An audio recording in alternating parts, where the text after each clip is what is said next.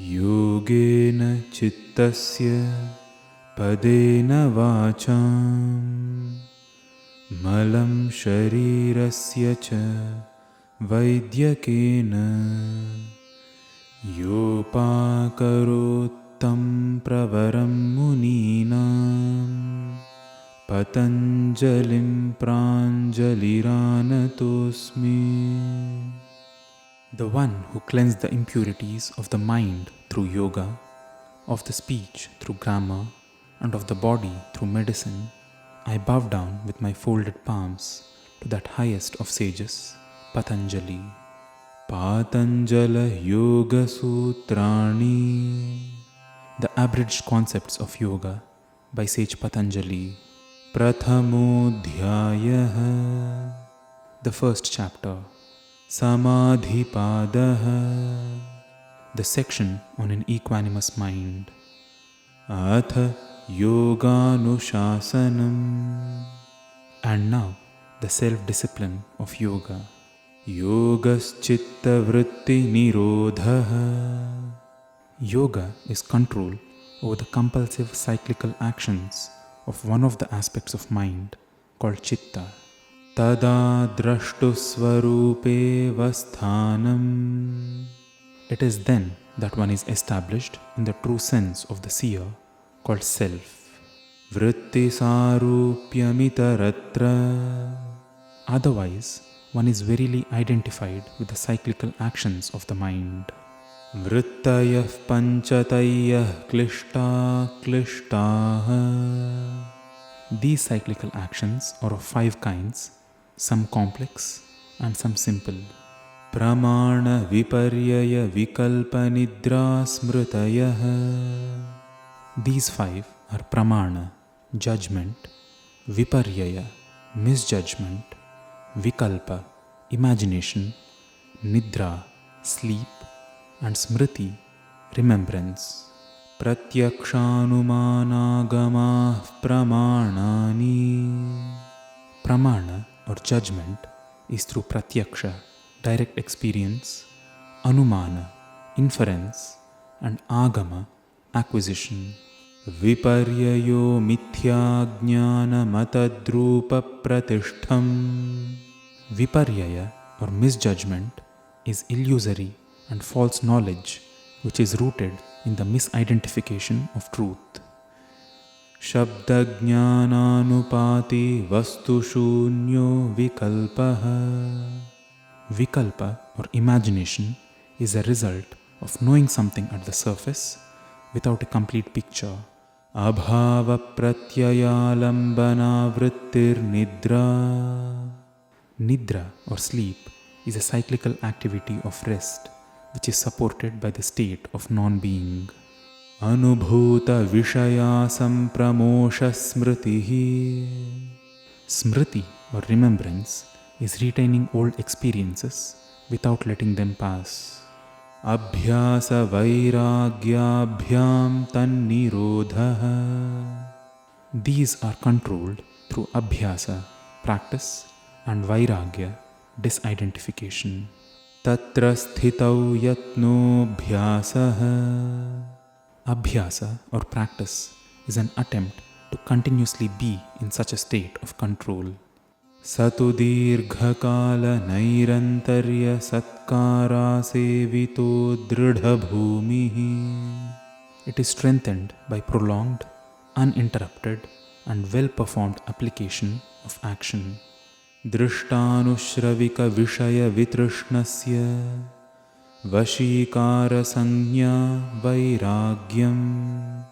Vairagya or disidentification is control over the thirst for objects of senses which have either been perceived or just been heard about.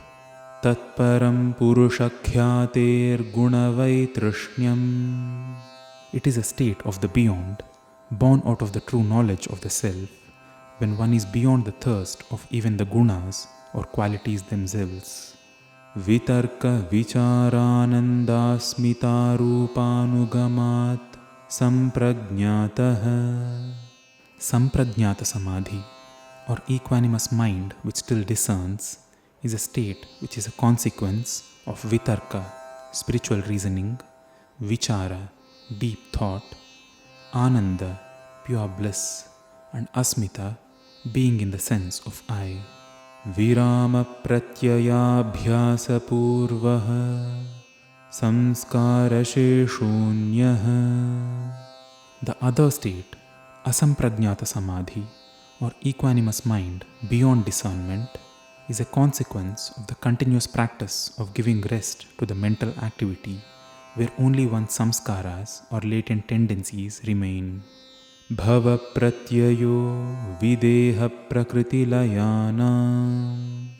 For those who are videha, without a body, and prakriti laya, immersed in one's own nature, this state is caused by just bhava, or simply being. Shraddha virya smriti samadhi prajna purvaka itaresham. And for all others, this state is caused as a consequence of shraddha, steadfast focus, virya, high energy, smriti, constant remembrance, samadhi, equanimity, and prajna, pure perception. Tivra samveganamasannaha. It is easily attainable to those who approach it with a keen resolve. Mridu madhyadhimatratvat tatopi visheshaha. This resolve is of three kinds again: mridu or mild, madhya or medium, and adhimatra or intense. Ishvara pranidhanadva. It can also be attained through pranidhana or abiding in Ishvara. Klesha karma vipakashayairaparam rishtaha purusha vishesha Ishvaraha. Ishvara is that distinguished sense of self, beyond and untouched by the realms of klesha, afflictions, karma, actions, vipaka, results, and ashaya, intentions. Tatra niratishayam sarvagnya bijam. In that Ishvara is contained the seed of all knowledge. Sapurvesham api guruh kalena navachhedat. That Ishvara is the Guru or illuminator of all who came before due to the unending nature of time. Tasya vachakah pranavaha. The descriptor of Ishvara is pranava, or the first sound. Tajjapastadartha bhavanam. It is that which is to be chanted repeatedly, and its essence which is to be contemplated upon. Tatah pratyak chetanadhigamopyantaraya bhavascha. From that arises the knowledge of individual consciousness and the absence of antaraya, or obstacles. Vyadhisthana samshaya pramadalasya virati bhranti darshanalabdha bhumikatvanavasthitattvani chitta vikshepastentarayaha. Antaraya, or obstacles, are those which scatter the mind. They are vyadhi, illness, sthyana, procrastination, samshaya, doubt, pramada, negligence, alasya, laziness, avirati, failure to not cling, bhranti darshana, hallucination, alabdha bhumikatva, inability to gain grounding, and anavasthitatva, or unsteadiness. Dukkha daurmanasyangami jayatva shvasa prashvasa vikshepasaha bhuvaha. When the mind is scattered, it leads to dukkha, or suffering, daurmanasya, or depression, angamejayatva, or losing control over the limbs, and shvasa prashvasa, or labored breathing. Tat pratishedharthameka tattvabhyasaha. The only way to overcome these is through focused practice on attaining to one truth. Maitri karuna muditopekshana sukha dukkha punya punya vishayana bhavanataschitta prasadanam.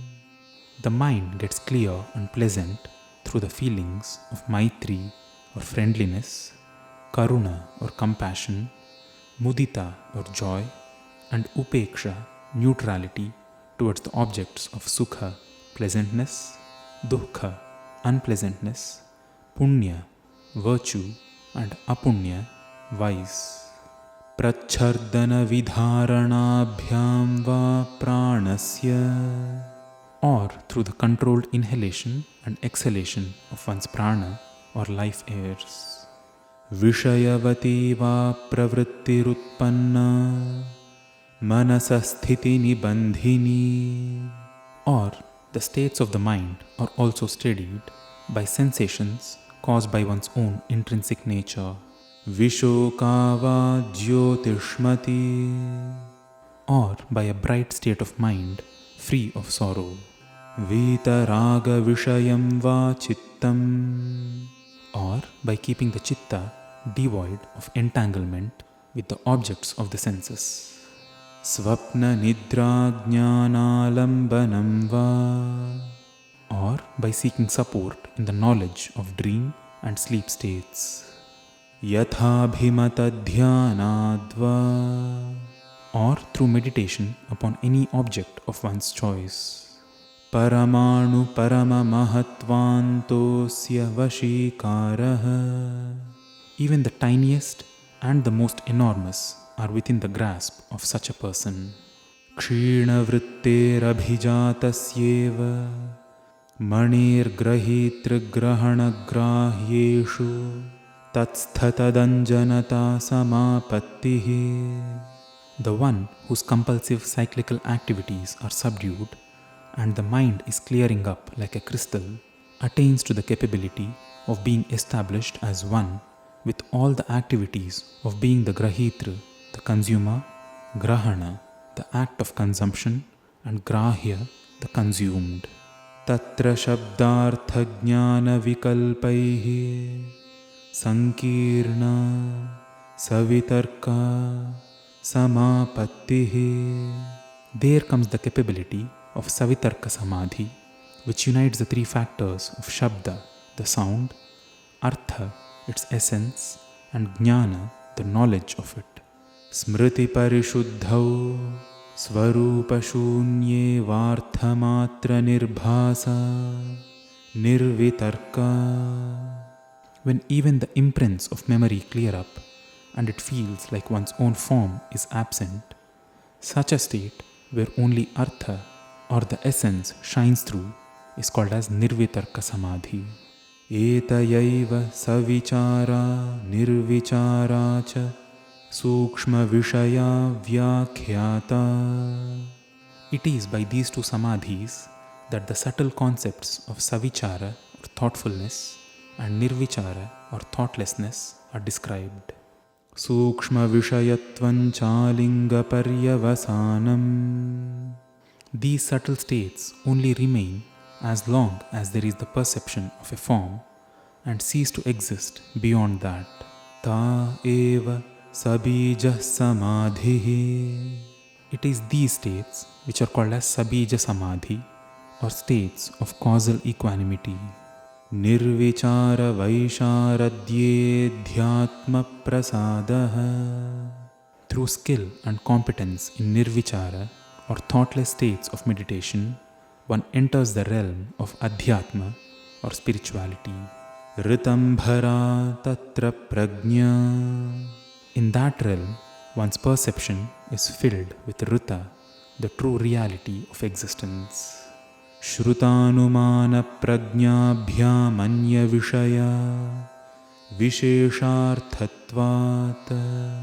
The knowledge of this reality is unique and different from that which is normally perceived through one's senses and logic due to its nature of being all-encompassing. Tajjas sanskaronya sanskara pratibandhi. The impressions born out of this perception prevents other inherent compulsive tendencies of all kinds. Tasyapi nirodhe sarva nirodhan nirbija samadhi. When even this perception and everything else is stopped under one's control, such a state is called as nirbija samadhi, a state of causeless equanimity. Iti Patanjali virachite yoga sutre prathamaha samadhipadaha. Thus is the first chapter called Samadhipada in the Yoga Sutras composed by sage Patanjali.